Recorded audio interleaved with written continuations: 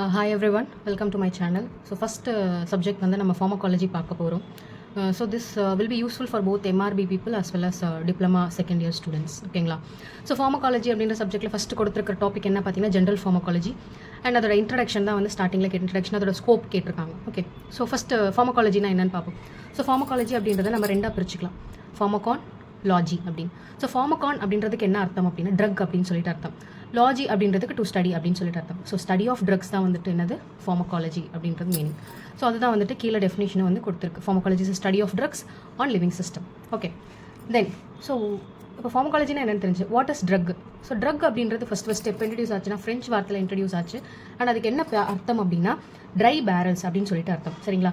ஏன் இந்த மாதிரி ஒரு ட்ரை பேரல் அப்படின்ற ஒரு வார்த்தையை வச்சு இன்ட்ரடியூஸ் பண்ணாங்க அப்படின்னா, ஃபஸ்ட்டெல்லாம் வந்துட்டு நம்மளுக்கு பிளான்ஸ்லேருந்து தான் வந்து எல்லா மெடிசனல் திங்ஸும் வந்துச்சு இல்லையா? ஸோ அந்த பிளான்ஸை வந்து என்ன பண்ணாங்கன்னா ஒரு பெரிய பெரிய பேரலில் வந்து ட்ரை பண்ணுறதுக்காக வச்சாங்க. ஸோ அதனால் ட்ரை பேரலில் வந்து இந்த மாதிரி மெடிசனல் பிளான்ஸ் வச்சாங்க அப்படின்னா அதுக்கு ட்ரக் அப்படின்னு சொல்லிட்டு பேர் வச்சுருக்காங்க. அந்த வார்த்தை தான் வந்து நம்மளுக்கு போக போக ட்ரக் அப்படின்னு சொல்லிட்டு மாற ஆரம்பிச்சிது. Okay, but world health organisation இருக்காங்க இல்லையா? ஸோ அவங்க வந்துட்டு இதுக்கு ஒரு டெஃபினேஷன் கொடுத்துருக்காங்க. ஸோ ட்ரக் அப்படின்றது என்னென்னா எனி சப்ஸ்டன்ஸ், அது என்னவா வேணாலும் இருக்கலாம், it is going to modify physiological system. Physiological system அப்படின்னா நம்ம பாடியில் நடக்கிற normal function. For example brain think பண்ணுது, ஹார்ட் பிளட்டை பம்ப் பண்ணுது, தென் லங்ஸ் வந்துட்டு ஏர்வே சிஸ்டமாக யூஸ் ஆகும். ஸோ இந்த ஃபிசியாலஜிக்கல் சிஸ்டமை சேஞ்ச் பண்ண போது அப்படி இல்லைன்னா it is going to change the pathological state. So pathological state அப்படின்றது என்னன்னா ஒரு இன்ஃபெக்ஷன் ஆனதுனால எனக்கு வந்து ஃபீவர் அதிகமாகிடுச்சு, டெம்பரேச்சர் அதிகமாகிடுச்சு அப்படின்னா ஒரு பேத்தாலஜிக்கல் ஸ்டேட்.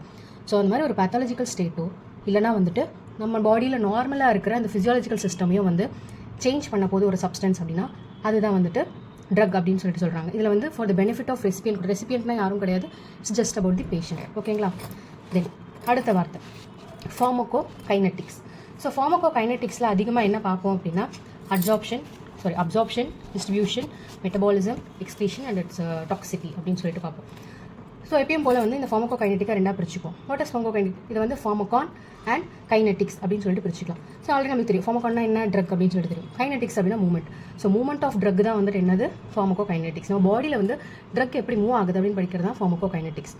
இதை இன்னொரு விதமாகவும் சொல்லலாம். என்ன அப்படின்னா what body does to the drug. அதாவது என் பாடி ட்ரக்கை எடுத்துக்கிச்சுன்னா என் பாடி அந்த ட்ரக் என்னெல்லாம் பண்ண போகுது. ஃபார் எக்ஸாம்பிள் என் பாடி வந்து அந்த ட்ரக்கை அப்சர்வ் பண்ணுது அண்ட் வேரியஸ் ஆர்கன்ஸ்க்கு டிஸ்ட்ரிபியூட் பண்ணுது. அண்ட் தென் மெட்டபாலிசம் அப்படின்றது என்னென்னா ஆக்டிவாக இருக்கிற ஒரு ட்ரக் வந்து இன்ஆக்டிவாக மாற்றுறது அப்படின்னு நம்ம வச்சுக்கோங்க. ஸோ இன்ஆக்டிவ் ஸ்டேட்டாக மாற்றுறது, இல்லை எக்ஸ்க்ரீட் வெளியே தள்ளுறது. And it can also produce toxicity, பாய்சனஸாகவும் இருக்கலாம். ஸோ இதுதான் வந்துட்டு ஃபார்மகோ கைனட்டிக்கோட மீனிங். நெக்ஸ்ட் அடுத்த டெஃபினிஷன் பார்த்தீங்கன்னா ஃபார்மகோ டைனமிக்ஸ். ஓகே, ஸோ இதே அதே மாதிரி பிரிச்சுக்கலாம், ஃபார்மகான் அண்ட் டைனமிக் காஸ். ஸோ ஃபார்மகான் அப்படின்றதுக்கு ஆல்ரெடி அர்த்தம் தெரியும், ட்ரக். இந்த டைனமிக் காஸ் அப்படின்னா என்னென்னா பவர், ஃபோர்ஸ் இல்லைனா ஸ்ட்ரென்த். அதாவது ஒரு ட்ரக்கோட பவர், ஃபோர்ஸ், ஸ்ட்ரென்த்தை பற்றி படிச்சிங்க அப்படின்னா தட் இஸ் ஃபார்மகோ டைனமிக்ஸ் அப்படின்னு சொல்லிட்டு அர்த்தம். இல்லை இதை வேறு விதமாகவும் சொல்லலாம். எப்படின்னா what the drug does to the body. அதாவது இந்த ட்ரக்கை நான் எடுத்துக்கிட்டா இந்த ட்ரக் என் பாடியில் என்னென்ன வேலைலாம் பண்ண போகுது.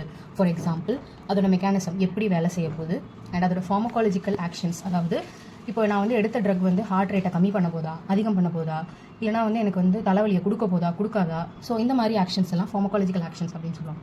தென் அது மட்டும் இல்லாமல் adverse effects of the drug. So adverse effects அப்படின்றது என்னென்னா ஒரு ட்ரக்கை சாப்பிட்டதுனால எனக்கு தேவையில்லாத மற்ற எஃபெக்ட் எல்லாம் வருது இல்லையா? ஸோ அது எல்லாமே வந்து அட்வர்ஸ் எஃபெக்ட் வரும். அது இன்னும் டீட்டெயிலாக பார்ப்போம். Next definition toxicology. So from the நேம்லேயே வந்து தெரியுது. ஸோ டாக்ஸிகாலஜி அப்படின்றது என்ன? லாஜினா ஸ்டடி. ஸோ டாக்ஸிட்டி அதாவது பாய்சனஸாக இருக்கிற சப்ஸ்டன்ஸை பற்றி படிக்க போகிறது டாக்ஸிகாலஜி. அது மட்டும் இல்லாமல் அதோட அட்வர்ஸ் எஃபெக்டோட detections, prevention as well as ட்ரீட்மெண்ட்டை பற்றியும் வந்து டாக்ஸிகாலஜியில் படிப்பாங்க. ஓகே, தென் தெரப்பியூட்டிக்ஸ் அப்படின்றது என்னென்னா ஜஸ்ட் அந்த டிசீஸோட ட்ரீட்மெண்ட்டை பற்றி படிக்கிறது. Okay, then finally what are adverse effect and side effects. So இது ரெண்டுத்துக்குமே வந்து டிஃப்ரென்ஸ் தெரியணும். நம்ம வந்து சைட் எஃபெக்ட் அப்படின்ற வார்த்தை வந்து நிறைய யூஸ் பண்ணியிருப்போம் இல்லைங்களா? ஸோ சைட் எஃபெக்ட் அப்படின்றது என்ன? ஜஸ்ட் ஒரு அன்டிசைரபிள், தேவையில்லாத எஃபெக்ட், அதான் undesirable effect occurs at the therapeutic doses. So therapeutic dose அப்படின்றது என்ன? நான் வந்து 400 mg பேராசிட்டமால் எடுக்கிறேன்னு வச்சுக்கோங்களேன், அதுதான் தெரப்பியூட்டிக் டோஸ். டாக்டர் வந்து ப்ரிஸ்கிரைப் பண்ணாது, அதுதான் வந்து தெரப்பியூட்டிக் டோஸ் அப்படின்னு சொல்லுவோம். ஸோ அந்த டோஸ்லேயே வந்து எனக்கு ஏதாவது எஃபெக்ட் வரப்போகுது அப்படின்னா that is called a side effect. For example antibiotic எனக்கு டாக்டர் கொடுக்குறாங்க இன்ஃபெக்ஷன் போகணும்னு சொல்லிட்டு. ஸோ அந்த ஆன்டிபயோட்டிக் சாப்பிட்டேன்னா எனக்கு ஸ்டொமக் அப்செட் ஆகும் அப்படின்றது it's a side effect. Okay, then coming to adverse effect. So adverse எஃபெக்ட்டும் என்னது? ஒரு அன்டிசைரபிள், தேவையில்லாத ஒரு எஃபெக்ட் தான். பட் இதோட எஃபெக்ட் இதோட கம்பேரிசன் பண்ணும்போது அட்வர்ஸ் எஃபெக்ட் அப்படின்றதோட என்ன சொல்கிறது அதோட எஃபெக்ட் அப்படின்றது வந்து ரொம்ப அதிகமாக இருக்கும். அண்ட் ஏதாவது ஒரு நம்ம எதிர்பார்க்காத ஒரு எஃபெக்ட் வந்துச்சு அப்படின்னாலும் அதையும் வந்துட்டு நம்ம என்னென்னு சொல்லுவோம், அட்வர்ஸ் எஃபெக்ட் அப்படின்றத சொல்லுவோம். ஃபார் எக்ஸாம்பிள் பேராசிட்டமால் எடுக்கும்போது இட் காசஸ் லிவர் டேமேஜ். இப்போ ஸ்டொமக் அப்செட் அப்படின்றது என்ன, ஒரு சின்ன சைட் எஃபெக்ட், நத்திங் ப்ராப்ளம், காலையில் சரியாயிடும். But it is going to cause liver damage அப்படின்னும் போது இது ஒரு பெரிய விஷயம் இல்லையா. ஸோ அதுதான் வந்துட்டு அட்வர்ஸ் எஃபெக்ட்டுக்கும் சைட் எஃபெக்ட்டுக்கும் உள்ள டிஃபரன்ஸ். எல்லா சைட் எஃபெக்ட்டும் அட்வர்ஸ் எஃபெக்டாக இருக்கலாம், but adverse effect side effect ஆகும். இது ஒரு சின்ன விஷயம், இது பெரிய விஷயம் அப்படின்னு ஞாபகம் வச்சுக்கோங்க. ஓகேங்களா. இது இல்லாமல் டெஃபினிஷன்ஸ் இல்லாமல் சோர்சஸ் ஆஃப் ட்ரக்கும் வந்து நம்ம புக்கில் வந்து கொடுத்துருக்காங்க. ஸோ நான் ஃபாலோ பண்ணுறது முருகேஷ் அப்படின்ற புக் ஃபார் டிப்ளமா. ஓகேங்களா. ஸோ சோர்ஸ் அப்படின்னு பார்க்கும்போது நம்மளுக்கே நல்லா தெரியும், நேச்சுரல்லேருந்து பிளான்ஸ், அனிமல்ஸ், மினரல்ஸ் இதில் இருந்தெல்லாம் எடுக்கலாம். இல்லைனா சிந்தட்டிக் அப்படின்றது என்னென்னா ஆல்டர்டு ஃப்ரம் நேச்சுரல் காம்பவுண்ட்ஸ், அதாவது கொஞ்சம் நேச்சுரல் கொஞ்சம் வந்துட்டு சிந்தட்டிக் காம்பவுண்ட்ஸ். ஃபார் எக்ஸாம்பிள் இப்போ வந்து முருங்கீரை அப்படின்றது நேச்சுரலான விஷயம். ஓகேங்களா. பட் அதே வந்து பேக்கெட் போட்டு ப்ரிசர்வேட்டிவ்ஸ்லாம் போட்டு சில கெமிக்கல்ஸ்லாம் ஆட் பண்ணி எல்லாம் சாப்பிட்டிங்கன்னா பயங்கர பெனிஃபிட் அப்படின்னு சொல்லும்போது அந்த பேக்கெட்டை வாங்கி சாப்பிட்றோம் இல்லையா, அது சிந்தட்டிக். ஓகே. தென் பயோடெக்னாலஜிக்கல் அப்படின்னு பார்க்கும்போது ஜெனட்டிக் ரீதியாகவே வந்து என்ன பண்ணியிருப்பாங்க, அதை மாடிஃபை பண்ணியிருப்பாங்க, ஜீன்ஸ்லேருந்தே அதை மாடிஃபை பண்ணியிருப்பாங்க. ஸோ இதுக்கான எக்ஸாம்பிள்ஸை வந்து கொடுத்துருக்கேன். நேச்சுரல் பார்க்கும்போது க்ளவ் ஆயில், பெயின் ரிலீவர். அனிமல்ஸ்னு பார்க்கும்போது இன்சுலின் எடுத்துக்கிறாங்க ஃபார் டயபெட்டிஸ். தென் மினரல்ஸ் பார்க்கும்போது iron sulphate for anaemia. And microorganisms அப்படின்னு பார்க்கும்போது பெனிசிலின்லேருந்து ஆன்டிபயோட்டிக் கண்டுபிடிச்சிருக்காங்க. அதே மாதிரி சிந்தட்டிக் பார்க்கும்போது அதுக்கு எக்ஸாம்பிள் ஒமிப்ரசோல் அப்படின்ற ஒரு டேப்லெட். ஓகேங்களா, ஆல்சர் டேப்லெட். தென் பயோடெக்னாலஜி அப்படின்னு பார்க்கும்போது வேக்சின்ஸ். ஸோ இதுதான் இதோட எக்ஸாம்பிள்ஸ். இதில் கொஸ்டின்ஸ் அப்படின்னு பார்த்தோன்னா அந்த டெஃபினிஷன்ஸ் படித்தோம் இல்லையா, அது வேணால் 1 மார்க்ஸில் வரலாம். மற்றபடி இதில் 3 மார்க்ஸ் அவ்வளோவா கேட்க வாய்ப்பில்லை. 5 மார்க்கும் இது வரைக்கும் அவ்வளோவா எதுவும் கேட்டதில்லை for deform students. And for MRP அப்படின்னு பார்க்கும்போது ஃபார்மகோ கைனட்டிக்ஸ் அண்ட் டைனமிக்ஸ் ரிலேட்டடாக வந்து எம்சிக்யூஸ் கேட்கலாம். So what body does to the drug அப்படின்றது என்ன அப்படின்னு கேட்டாங்கன்னா இட் இஸ் ஃபார்மகோ கைனட்டிக் அப்படின்னு. ஸோ அப்சார்ப்ஷன், டிஸ்ட்ரிபியூஷன் இதெல்லாம் வந்து எந்த டாப்பிக்கில் படிப்போம் அப்படின்னா it comes under pharmaco kinetic. So mechanism of action, adverse எஃபெக்ட்லாம் எந்த டாப்பிக்கில் படிப்போம் அப்படின்னு பார்க்கும்போது it comes under pharmaco dynamic அப்படின்ற மாதிரியான MCQs வரலாம். And that's all about the introduction. Thank you.